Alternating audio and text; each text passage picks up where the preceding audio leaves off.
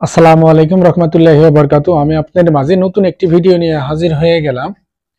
2A switch দ্বারা দুটি switch, একটি রেগুলেটর, একটি ফ্যান, দুটো সুইচ দিয়ে একটি ফ্যান কিভাবে নিয়ন্ত্রণ করবেন, দুটি জায়গা থেকে আবার স্পিড কিভাবে কন্ট্রোল করবেন রেগুলেটর দিয়ে, এই ভিডিওর মাধ্যমে আমি আপনাদেরকে দেখিয়ে দিব। ভিডিওটি ধৈর্য সহকারে দেখতে থাকুন। 2A সুইচ দুইটি কিভাবে কানেকশন করবে রেগুলেটর এবং সিলিং ফ্যান, সম্পূর্ণ কানেকশন আমি দেখিয়ে দিচ্ছি। এটি হচ্ছে একটি লাইনটি নিয়ে 2A সুইচের তিনটি টার্মিনাল থাকে। একটা টার্মিনাল মাঝখানে একটা টার্মিনাল থাকবে, দুই মাথায় দুইটা টার্মিনাল থাকবে। ফেজ অথবা লাইন ধরতে পারেন। এটা হচ্ছে এক নাম্বার সুইচ। এক নাম্বার সুইচের মিডের যে টার্মিনালটা আছে সেটা কানেকশন করব।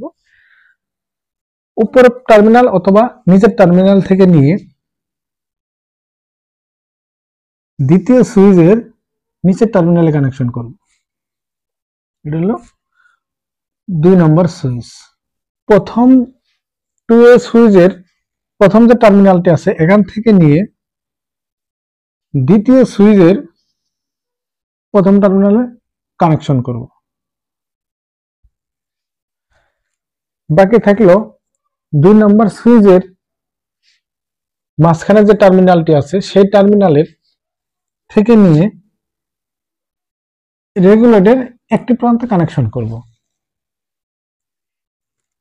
সেই রেগুলেটর একটি প্রান্ত কানেকশন করার পরে আউটপুট থেকে নিয়ে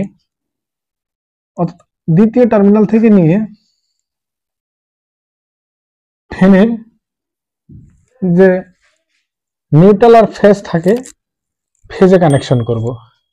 আর নিউট্রালটি নিয়ে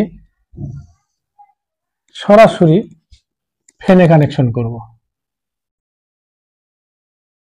নিউট্রাল লাইন অথবা ফেজ কানেকশন কিন্তু সম্পূর্ণ হয়ে গেল। যখন এই সুইচটি অন করবে তখন ফ্যানটি ঘুরবে। রেগুলেটর স্পিড কম বেশি আপনারা করতে পারবেন।